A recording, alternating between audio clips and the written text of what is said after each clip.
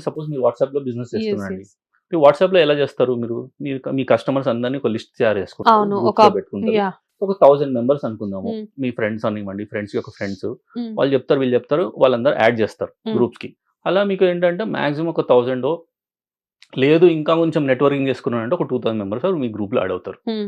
అంతకంటే మీరు ఎంతసేపు మీరు ఎన్ని ప్రమోట్ చేసినా, మీ ప్రొడక్ట్స్ చెప్పాలన్నా ఇంతమందికే వెళ్తుంది. యెస్. దానికి మేము చేసింది కాదు ఇది. హ్మ్. వీళ్ళు అడిగితే నేను చేసింది ఇప్పుడు. So okay. వీళ్ళు అన్నానంటే మాకు మేము వాట్సాప్‌లో చేస్తామండి. మాకు మోర్ విజిబిలిటీ కావాలి. సో మీకు మా వాళ్ళు క్వెషన్స్‌తో పాటు కొన్ని ఐడియాస్ గూడా యాహ్! ఇచ్చారన్నమాట. ఓకే. ఎగ్జాక్ట్‌లీ. యాహ్! సో మాకు మోర్ విజిబిలిటీ కావాలండి. మా రిక్వైర్మెంట్ అల్లా మాకు వాట్సాప్‌కి మెసేజ్ వస్తే చాలు. అక్కడి నుంచి మేము చూసుకుంటామండి. So super. మీరే ఎలా చేయగలుగుతారు అంటే, దానికే మేమేం చేసామంటే వాట్సాప్ సెల్లర్స్ అని చెప్పి ఒక సెగ్మెంట్ ఇస్తున్నాం మన యాప్‌లో. మినిఫై హ్మ్. యాప్‌లోనే. హ్మ్. సో మీరేం చేయొచ్చు, మిమ్మల్ని మీరు కేటగరీ ఇప్పుడు పికిల్స్ అంటే పికిల్స్ కేటగరీలో, మీరేమి అమ్ముతారో, బుటీక్స్ అంటే బుటీక్స్ కేటగరీలో, హ్మ్. శారీస్ అంటే శారీస్ కేటగరీలో, అలా ఏ కేటగరీలో అలా వాట్సాప్‌లో బిజినెస్ చేసే వాళ్ళందరికీ ఒక లిస్ట్ క్రియేట్ చేసి లిస్ట్ అయిపోతారు మీరు. హ్మ్. సో మీరు కస్టమర్ యూజర్ మినిఫై యాప్‌లో వాడేవాళ్ళు ఏం చేస్తారంటే, ఆ వాట్సాప్ సెల్లర్స్ దగ్గరికెళ్ళిపోయి, అందులో కేటగరీ సెలెక్ట్ చేసేసుకొని, హ్మ్.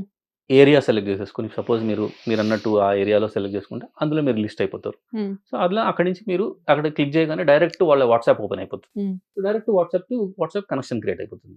ఓహ్! అక్కడి నుంచి మీరు అక్కడ ఉన్న మీరు లిస్ట్ చేయొచ్చు. అంటే ఇప్పుడు మనం బొమ్మలు ఒక పోర్ట్‌ఫోలియో లాగా మనం పెడతాం కదండీ! ఇది హ్మ్. నా దగ్గర ఉన్న ప్రొడక్ట్స్ అని. అలాంటివి జస్ట్ మీరు ఇమేజెస్ యాడ్ చేసి పెట్టేసుకుంటే, యాహ్! అచ్చా! ఈ ప్రొడక్ట్స్ నా దగ్గర ఉంటాయా అని చూపించేసుకోవచ్చు.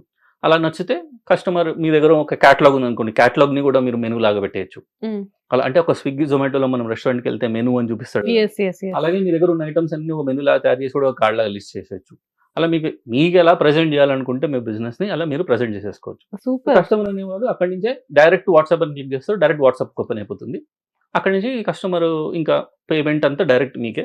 సో ఒక్క మొబైల్ చేతిలో ఉంటే చాలా సింపుల్ ప్రాసెస్ అంతే కదా! అండి. సో ఇన్ సో ఈ రిక్వైర్మెంట్ వచ్చింది. మాకు రిక్వైర్మెంట్ ఇచ్చింది మీ లేదు కస్టమర్స్. లేదు. ఇంతకు ముందేంటంటే ఈ ఏఐ పిక్చర్స్ అని యాహ్! అవని యాహ్! ఇవని కొంచెం అది చేసుకునే ప్రొసీజర్ వాళ్ళు ఉంది. యాహ్! అది ఉంది. హ్మ్. వాళ్ళకి కావాల్సిన వాళ్ళున్నారు. హ్మ్. అలాంటి వాళ్ళు చేసుకునే వాళ్ళు అది ఉన్నారు. హ్మ్. లేదంటే అది నేను చేసుకోలేను అనుకునే వాళ్ళ గురించి ఇది చేశామండి. ఇదేంటంటే ఎంత సింపుల్ పర్సన్ అయినా ఆ! కానీ ఈవెన్ అంటే వాట్సాప్ యూజ్ చేయడం తెలిస్తే వచ్చిన వాళ్ళు కూడా అంతే. దే కెన్ డూ అండి. ప్యూర్‌గా వాట్సాప్‌లో చేసుకునే వాళ్ళకే హ్మ్. వాళ్ళు అడిగిన రిక్వైర్మెంట్ ఏంటంటే, లేదండి మేము వాట్సాప్‌లో ఉన్నాము. హ్మ్. వాట్సాప్‌కి మా కస్టమర్స్ తెప్పియండి చాలు అన్నారు. హ్మ్. సో అది మేము చేసాం.